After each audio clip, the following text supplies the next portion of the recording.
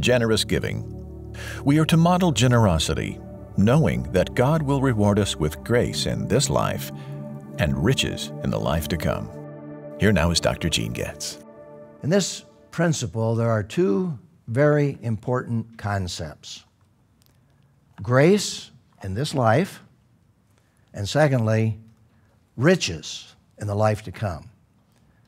Those are key phrases that I think we need to understand, not only from the book of Proverbs and the Old Testament, but from the New Testament.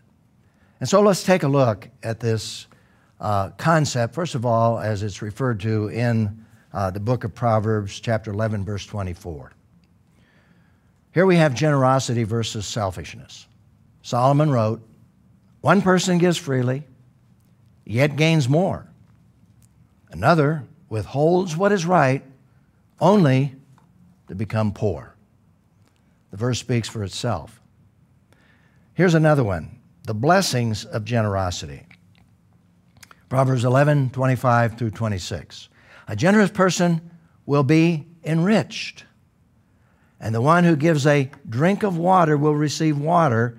People will curse anyone who hoards grain, but a blessing will come to the one who sells it." In other words, this person is unselfish with what God has given him. Now, what we see beginning in particularly chapter 10 of the Proverbs are a series of proverbs. But in those proverbs, all the way to the end of the book of Proverbs, we have themes. And so consequently, we need to look for themes that flow throughout the book of Proverbs. In other words, if we tried to do a principle after every proverb, obviously, we'd be here for a long, long time in our study. So basically, when you look back into chapter 11, you have a theme. And the theme, basically, is generosity and modeling generosity. And we see this illustrated. For example, if you go to Proverbs 22:9, you have concern for the poor. Now, we're jumping ahead in the Proverbs to see the theme. And this proverb reads, "A generous person will be blessed, for he shares his food with the poor." And I could take you to two or three other proverbs that in essence say basically the same thing. Now, when we look at these proverbs, again, we've got to differentiate between giving in the Old Testament and giving in the New Testament. It's very important that we see the concepts as they relate to Israel, the concepts as they relate to the church. And it's very clear. You read the Old Testament. The focus is on the law and obedience in their own unique culture. God chose Israel to be a self-contained nation with Him as their king.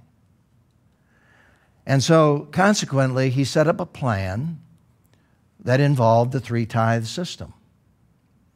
The first tithe was to take care of the Levites and the priests so they could make a living, put bread on their tables as they served in the tabernacle and the temple.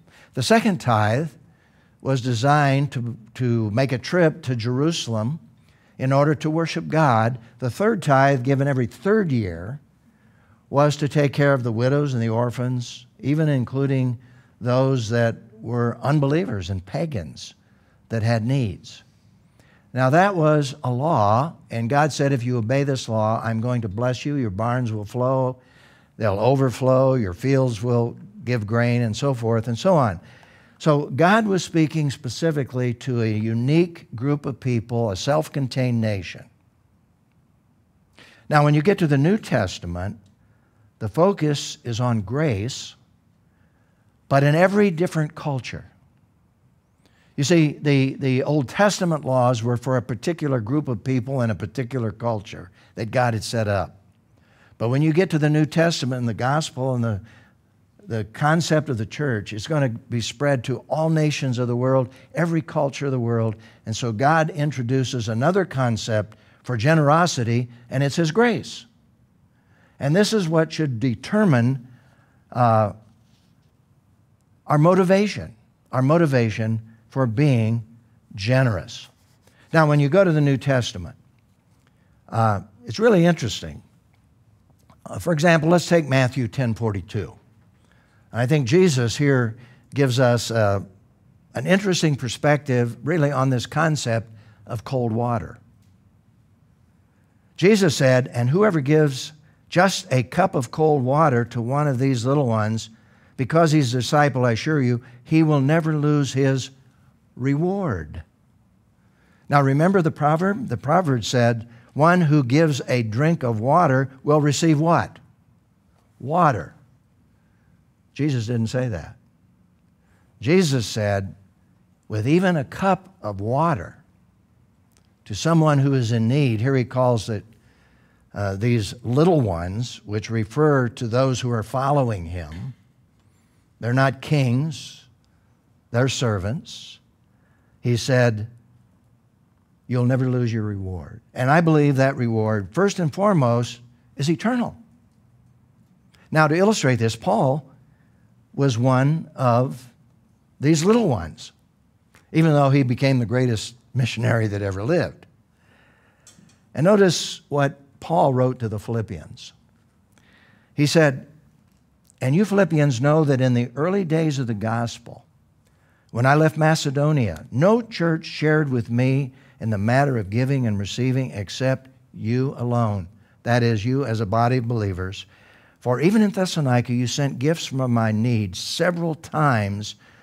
Not that I seek the gift, but I seek the profit that is increasing to your account." What account? This is an eternal account. You know, we talk a lot about computer technology and the incredible memory that we have developed today in computers.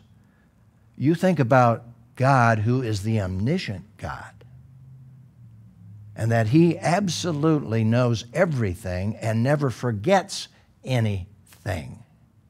And what Paul is saying is, for you Philippians who met my needs when I was in Corinth and other places after leaving Macedonia, God knows exactly what you did, and he has a bank account in the sky. This is an accounting metaphor here.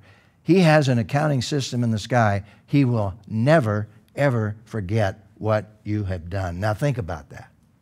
That's mind-boggling. He knows every talent, every bit of time we've given, every bit of material possession we've ever given. He calculates our motive in it. He knows all of that, and someday he will reward us based upon our generosity. And of course, he doesn't measure that by amount.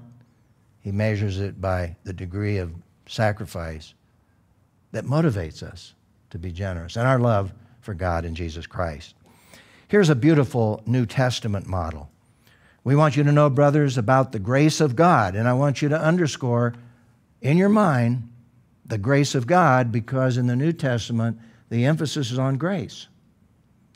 We want you to know, brothers, about the grace of God granted to the churches of Macedonia. There he's talking about the Philippians, the Thessalonians, the Bereans. They were in the area of Macedonia.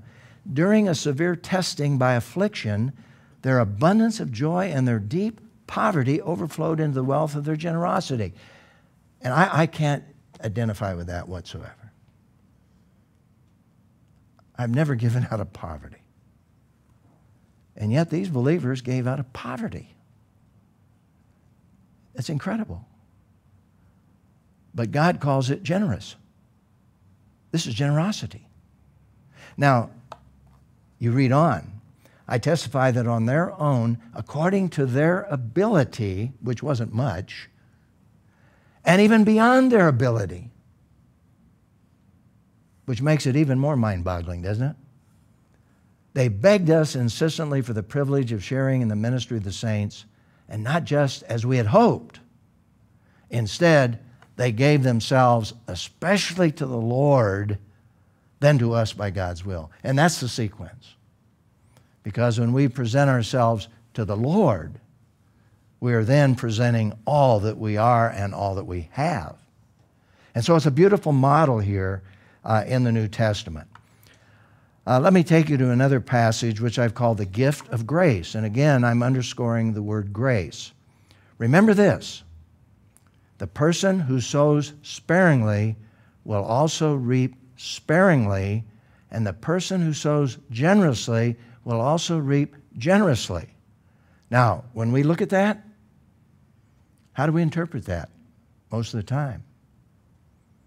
We interpret that as material blessing. But when you look at the whole context, it certainly can include material blessing, but there's something far deeper here. In the light of what we've already read and illustrated, let's read on. Each person should do as he has decided in his heart, not reluctantly or out of necessity, for God loves a cheerful giver. And God is able to make every grace. Now, what is the grace? Well, he explains it.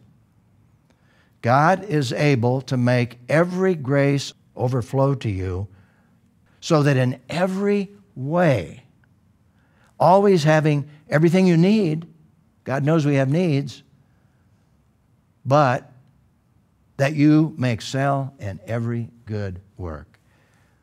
That illustrates the Macedonians. Even in their poverty, they had grace to be able to give even out of what they didn't have. So the gift of receiving generously is God's grace, first and foremost. The grace to be able to be a generous individual no matter what our circumstances. And that's a powerful concept and can be so easily misinterpreted in relationship to what we read in the Old Testament written to Israel, but what is written in the New Testament in relationship to the grace of God that teaches us to be generous and helps us to be generous no matter what our circumstances. So here's the question for reflection and response. What happens to many Christians who believe that God will always multiply our material possessions if we're faithful? Well, first of all, it's false doctrine. Material prosperity, doctrine of material prosperity is never taught in the New Testament. And so when it's taught, you'll see people focus on this life because they want more. That's their motivation. That's unfortunate. Another thing that happens is disillusionment because it doesn't happen like people say it's going to happen. They give and they don't get. And then that can lead to false guilt because they don't think they're given enough because of what they're being taught. So this can lead to a multitude of different problems in people's lives. And of course, the other side of that is the way that some people use this in a manipulative way in order to cause guilt to get people to give. God said it should be His grace. God's grace in our lives. Now, here's another question, though. What often happens to Christians who determine their giving based on grace rather than law? The statistics tell us that the average Christian gives about 2% of their income to the Lord's work, which to me is a tragedy. In other words, under grace, we take advantage of what God has given us. Isn't it interesting? As I think about the model in the Old Testament, if under law they gave, for example, 10% to take care of those who were in ministry, and then they gave another 2 tithes, what should be our motivation, and how much should we be giving under grace in view of what God has done for us? So isn't it interesting that we can take advantage of God's grace? We go to extremes in relationship to this whole concept. We are to be generous people, more than generous people, and with God's grace in our lives. So here's the principle. We're to model generosity, knowing that God will reward us with grace in this life, yes, but riches in the life to come, and that's the focus of the New Testament.